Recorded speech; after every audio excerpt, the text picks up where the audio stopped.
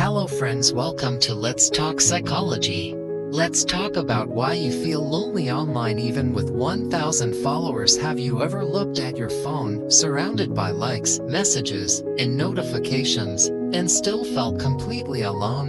You're not crazy. You're not unstable. You're just living in a world where real connection is being replaced by digital stimulation. Today, we're going to break down something called digital loneliness. It's the silent epidemic happening behind millions of screens around the world. You'll learn why online life can make us feel more disconnected, what parts of your brain are involved, how your emotions are affected, and most importantly, how to start feeling whole again. Let's dive in. So, what is digital loneliness?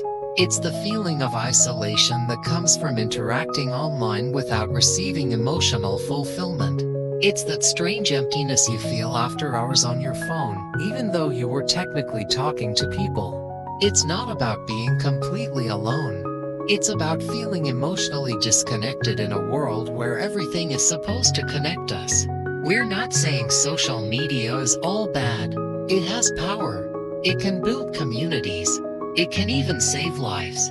But here's the paradox. While it's easier than ever to communicate, it's harder than ever to truly connect. To understand why, we have to look at the brain. Your brain is wired for human bonding. It's been that way for thousands of years. When you're face to face with someone, making eye contact, laughing together, hugging, or even just having a deep conversation, a few key parts of your brain activate. One of those parts is called the anterior cingulate cortex, or ACC. It's located toward the front and middle of your brain. The ACC is part of your emotional regulation system. It plays a big role in how you experience empathy, interpret facial expressions, and process social pain like rejection. When you're with someone physically, your ACC is fully engaged. You're interpreting tone, micro-expressions, posture, timing. You're feeling seen. You're feeling safe.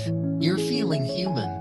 But when you're messaging, liking, commenting, and scrolling, the CC doesn't get the same level of stimulation. It's not designed for emojis and 3-second clips. It's designed for presence, not pixels. Now, let's talk about another key player in this story: dopamine. Dopamine is a chemical in your brain known as the reward chemical. It's responsible for that feeling of pleasure and motivation when you accomplish something or anticipate a reward. Let's say you post a selfie. Someone likes it.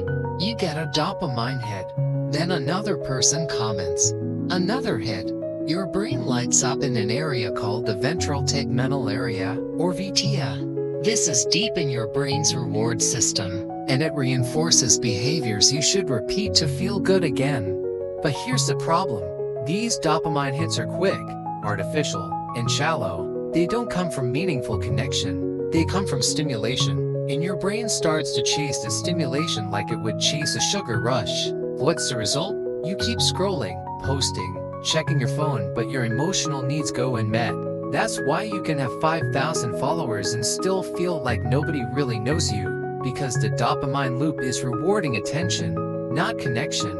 Now let's go even deeper. When your brain feels emotionally isolated, it activates the same regions involved in physical pain. Yes, loneliness literally hurts. This was proven in brain imaging studies. Social rejection lights up the same neural circuits as being physically injured. So when you're ignored, ghosted, or left unread, your brain doesn't just feel sad, it feels wounded. Let that sink in.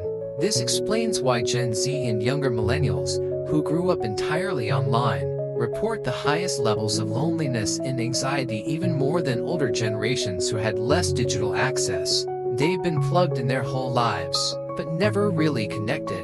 And it's not just on social media. This pattern has started to reshape romantic relationships too. Dating apps like Tinder, Bumble, Hinge, and others have changed the entire way people meet. At first, they seem convenient: just swipe, match, and message. But over time, they've created a culture where people are treated like options, not individuals. Many women report that they no longer feel comfortable being approached in real life, not because they're unfriendly, but because they're overwhelmed. Some are getting 20, 30, even 50 matches in a week. When connection is always just a swipe away, the magic of spontaneous encounters starts to fade. On the other side, many men have stopped approaching altogether. They fear rejection or coming off the wrong way. The idea of walking up to someone and asking them on a date feels almost outdated. And so both sides sit behind screens curious, craving connection, but increasingly cautious. What's the result? We're dating more people than ever before, but feeling less connected than ever, because when you always have more choices, it's easy to treat each one as disposable. Why work through a tough conversation when you can just match with someone new? Why build something meaningful when the algorithm is always showing you better options? This constant choice creates something psychologists call the paradox of choice. Too many options make us less satisfied with the ones we choose. We start asking ourselves, what if there's someone better? So even when we match, message, or go on dates, it doesn't feel as valuable because there's always someone else in the queue. And that drains the soul, because deep down, we don't want endless options. We want real, emotional investment, someone who chooses us, not swipes past us, someone who stays. This brings us back to digital loneliness. Apps give us access, but not depth.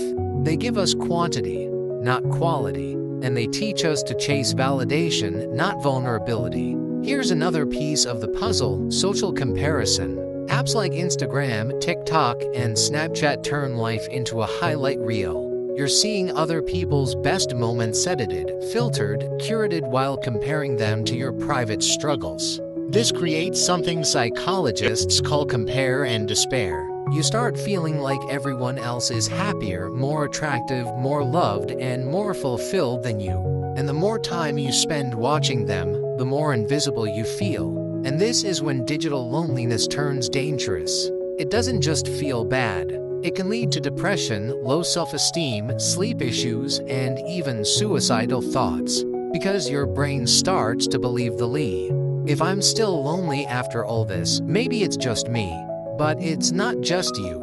It's the system. Social platforms are designed for engagement, not emotional health. They reward outrage, short bursts of content, and endless scrolling. But they don't reward depth, quiet, or vulnerability.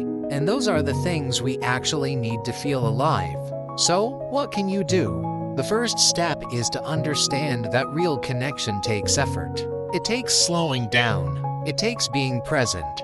It's not built on streaks or follows. It's built on shared experiences and emotional safety. Second, protect your offline time. Put your phone away when you're with people you care about. Go on walks. Play board games. Sit in silence with someone. Cook a meal together. Your brain and heart are wired for these things. Let them feel full again. Third, be honest with your people. Let them know when you're feeling disconnected. Say something real. We often wait for others to go deep first, but what if you were the one who opened the door? And finally, remember this: being digitally surrounded is not the same as being emotionally held. You deserve to be known, not just noticed. You deserve to be heard, not just liked. If you're still listening, maybe this is your sign. Your reminder that even in a world of algorithms and avatars, the most powerful thing you can do is just show up as yourself. And if you feel lonely, that's not a weakness. It's a signal. It's your soul asking for something real. Don't ignore it. Talk to someone. Call a friend. Step outside. Make eye contact. Share your story. Because somewhere, someone else feels the same way you do. And maybe what they need is you. Follow me, subscribe, and let's rebuild together.